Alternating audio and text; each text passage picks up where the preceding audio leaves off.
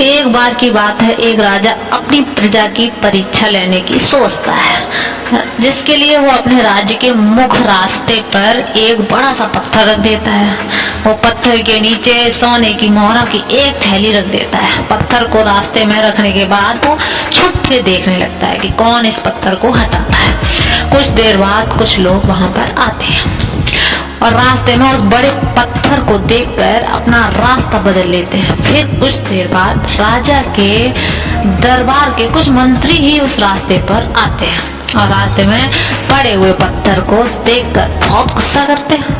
बोलते हैं कि राजा अपने राज्य का ध्यान अच्छे से नहीं रखते हैं, उनके राज्य के रास्तों में इतने बड़े बड़े पत्थर हैं। उनकी सारी बातें राजा चुप कर सुनता रहता है।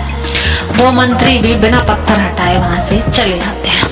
फिर कुछ देर बाद वहां एक सब्जी वाला आता है और वह अपनी सब्जियां उठाकर नीचे रखने लगता है और नीचे रखने के बाद काफी मेहनत करता है उस पत्थर को हटाने की।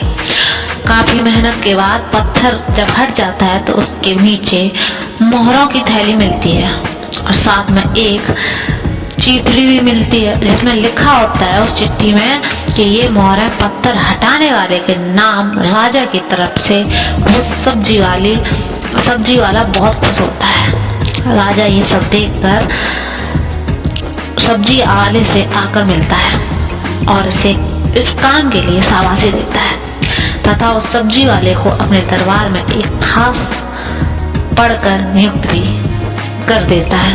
जब उसे वह पद मिल जाता है तो वह बहुत प्रसन्न होता है। दोस्तों, इस कहानी से हमें ये सीखने को मिलता है कि हमारी जिंदगी में आने वाली मुश्किलें हमें आगे बढ़ने का एक मौका देती हैं, इसलिए हमें उनसे घबराना नहीं चाहिए और उनका सामना करना चाहिए, तभी हम अपनी जिंदगी में सफल बढ़ पाएंगे।